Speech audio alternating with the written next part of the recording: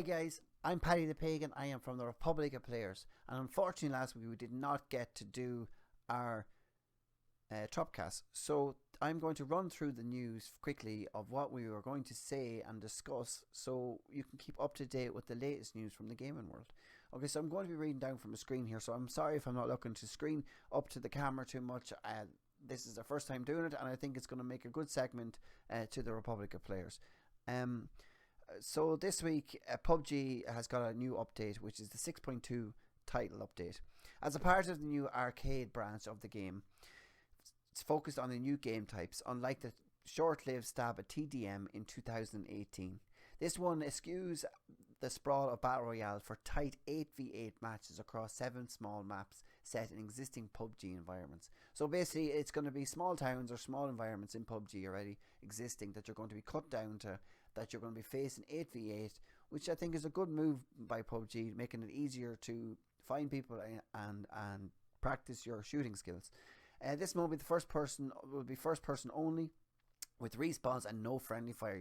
I won't be killing no my mates there, which I'm very, very famous for. There are 8 spawns, kills, loadouts to choose from. Health regeneration will depend on your boost gauge, kills and assists fill it, and it will gradually restore over 5 seconds if you don't take damage. Matches last 10 minutes, with the first 50 kills taking the victory. Matches you will earn BP for your trouble, but you will not earn Survivor Pass XP rewards. Of course, this doesn't mark a complete pivot from PUBG's into Call of Duty territory. For fans who prefer Battle Royale, not to worry. PUBG have said our core focus will be always to bring the best and most realistic, intense Battle Royale experiences out there.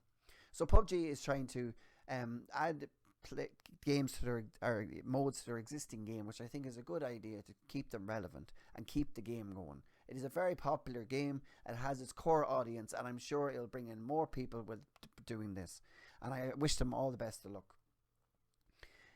We have new sale figures for the massive studio Capcom. If you don't know who Capcom is, I don't know what you've been doing, but they are huge. They have some brilliant titles out there.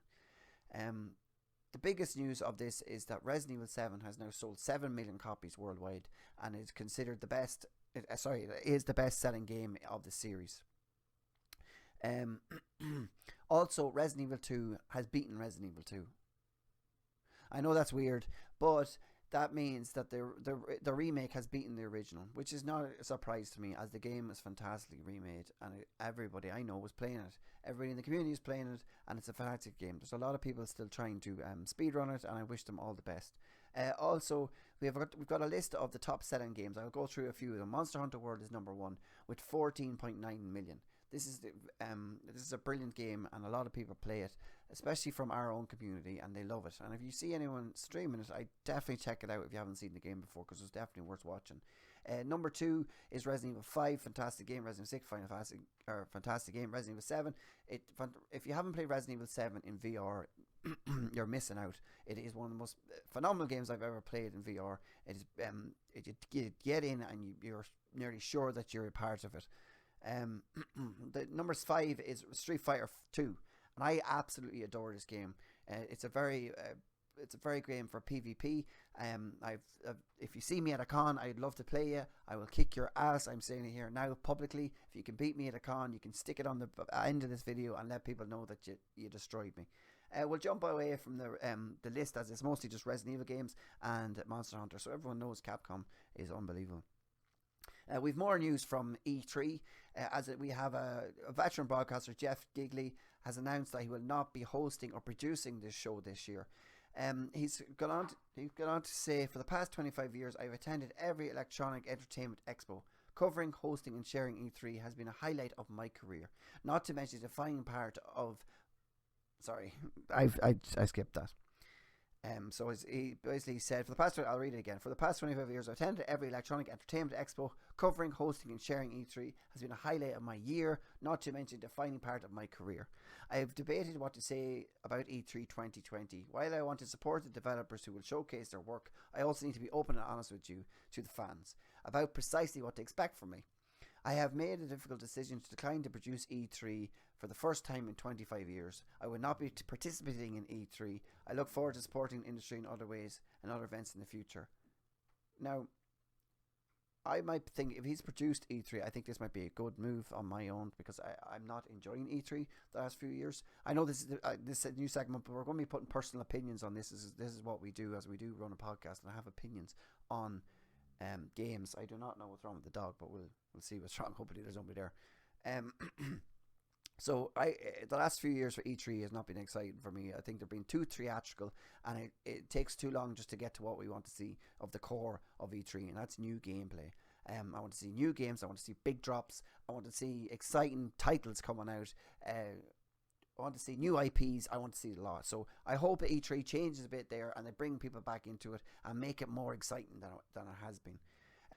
Call of Duty has launched Season 2 last week, and it's doing its thing by keeping the content going and changing maps up, which I think is a fantastic move, as sometimes I find Call of Duty's kind of burn out by the time January hits or February. You're kind of done with it after the Christmas.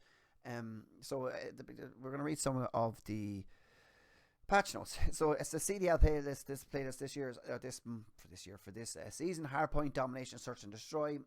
Relays and ground war, previously released in Mosh Pit, adding Boneyard into ground rotation. Rust has been back into it again, 6v6 Mosh Pit. Gunfight, I love Gunfight. This is fantastic. Gunfight is very tactical. I'd say this is the best part of the game. I love that. Rust available in 2v2 and 6v playlists. Atlas Superstore available in 6v6 and 10v10. So again, these lads are trying to stay relevant. They're going with the season way, and I think it's brilliant. I'll probably jump back into it. If the tournaments is what makes keeping me interested. They're saying that they're going to be doing Bazaar tournaments and Gunfight tournaments, and that'll be later this year. They also have a mode in it which I really like, and it's a caster mode. You can jump in and watch as your friends play. You can jump in and watch and cast as a tournament, which is very good. We have some more bad news.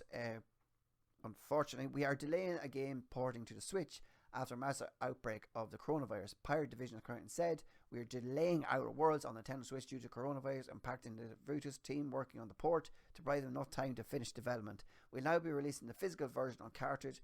Once we have a new launch date, we'll let you know. So unless you've been living under a rock, you know that the coronavirus is spreading all over the world at the minute.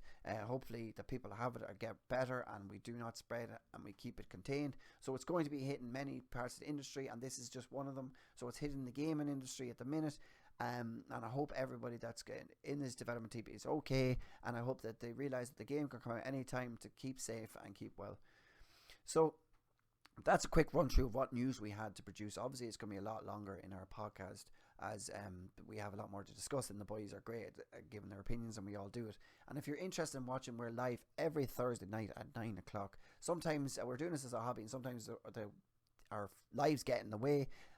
My internet is getting in the way at the minute. Hopefully it's better by this time next month. I'll be back up to able to host the podcast. Obviously Ron does a great job, but sometimes we all need a break. But the topic of the week was going to be loot boxes, and this is a massive topic for us. We've done it before, but it's become a huge part of the gaming world at the minute, as governments are getting involved to see what they can do about it, if they think it's okay for it to happen. I'm not going to give my opinion on it today, as you can watch it on Thursday, but it's a massive topic, and if you have an opinion on the loot boxes, please do leave it down in the comments, and we'll talk about it. I'll talk to you in the chat about it and see what you think. Again, we're live every Thursday night. Please check us out on iTunes, on Spotify. That would be great. And check out republicplayers.com for latest news and reviews. And check out the YouTube for latest reviews as well. So I've been Paddy The Pagen for the Republic of Players, and this has been your news of the week. Thank you very much for watching. Talk to you next time. I'm sorry about the dog.